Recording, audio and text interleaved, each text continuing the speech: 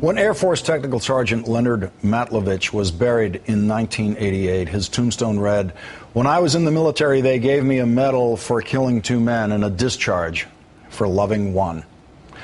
Now, 23 years later, the estimated 60,000 gay Americans currently on active duty and those gay Americans wanting to join the military will no longer have to hide their sexual orientation.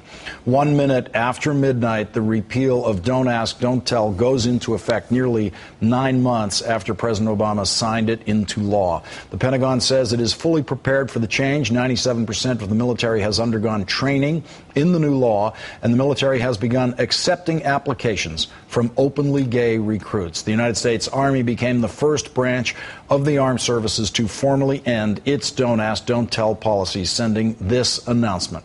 From this day forward, gay and lesbian soldiers may serve in our Army with the dignity and respect they deserve. Our rules, regulations, and politics reflect the repeal guidance issued by the Department of Defense and will apply uniformly without regard to sexual orientation, which is a personal and private matter. For over 236 years, the U.S. Army has been an extraordinary force for good in the world. Our soldiers are the most agile, adaptable, and capable warriors in history, and we are ready for this change.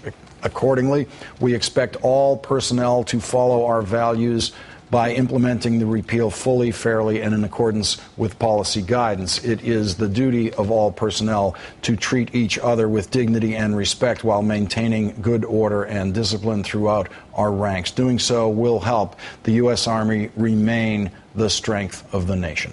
Joining me now is Dan Savage, columnist, author, and co-founder of the It Gets Better Project. Thanks for joining me tonight, Dan. Thanks for having me, Lawrence. Dan, here we are 2 years, 9 months into the Obama administration, and they got it done. And I must say, must tell you, in my experience with legislative timetables, as politics and governing goes in Washington, that's fast. It is fast, and it didn't happen in a vacuum, however. There was a lot of screaming and yelling.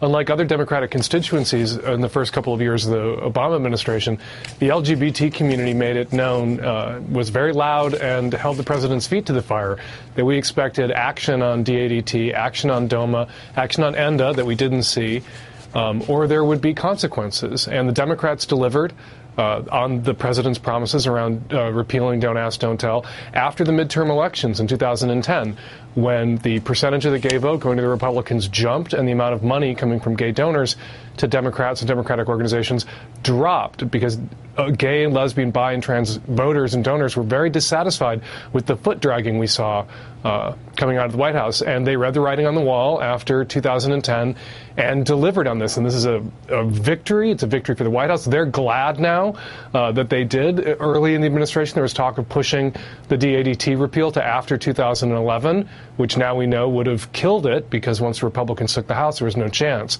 So we're really pleased. I think everybody, every right-thinking American is pleased about this development, but we can't be naive about what it took to make this happen. Dan, envision for me where we will be a generation from now, let's say 20 years from now, on what this will mean in the American military at that time. Will it pass in the way that racially integrating the military did, such that a few decades later it was just inconceivable that it was ever any other way? I believe so. And I think actually the adjustment is going to be quicker, because LGBT Americans are already integrated into the military. They're just not out to people. People are going to be able to come out now to their colleagues. OutServe did a poll of LGBT people in uniform right now, and 40% of them, just 40%, plan on coming out in the next week to some of their colleagues in the service. And people are going to realize that they've been serving alongside LGBT, their fellow citizens who are gay or lesbian, bi or trans for years. And it's not, the period of adjustment is going to be swift. As we've seen in every other major military across the world that's ended their bans on LGBT people serving openly, it's a huge non-issue. Israel, Canada, the United Kingdom, Australia, once they repealed their exclusionary policies about gay people serving in the military. Everybody was surprised that there wasn't a lot of Sturm und Drang, there wasn't a lot of controversy, there really wasn't a lot of fallout. It's going to be a non-issue. Dan, there's nothing like making Americans sound stupid about these issues than a Republican presidential primary campaign. And so we are in the midst of one right now. I want you to listen to something that Michelle Bachmann said on Jay Leno's show. Well, that whole pray the gay away thing, well, I don't get that. Well, see, I think when I heard that, I really thought it was like a kind of a midlife crisis line, a pray away the gray. That's what I thought it was. Two gay people want to get married. That's their business. That doesn't concern us. I mean, why is that even an issue? Well, because the family is foundational, and marriage between a man and a woman has been what the law has been for years. I know. I tried it myself. It works great for me. See, I'm just saying. There you go. But I mean, Dan, when she tried to make a joke about pray away the gray, as a midlife crisis, it's clear that one of her writers told her to try to, on this show anyway, get away from that kind of rhetoric if you can. Michelle Bachmann's been ducking the question about gay marriage in every mainstream appearance that she makes. She still speaks, in dog whistles. What we're going to see from the Republican right is what happened with race on the Republican right. It shifted from overt racism, overt statements of prejudice and bigotry to dog whistles for the racists out there because they still want to scoop up their votes. It's not, I shouldn't be lost on anyone that while we're on the eve of repealing Don't Ask, Don't Tell finally tonight.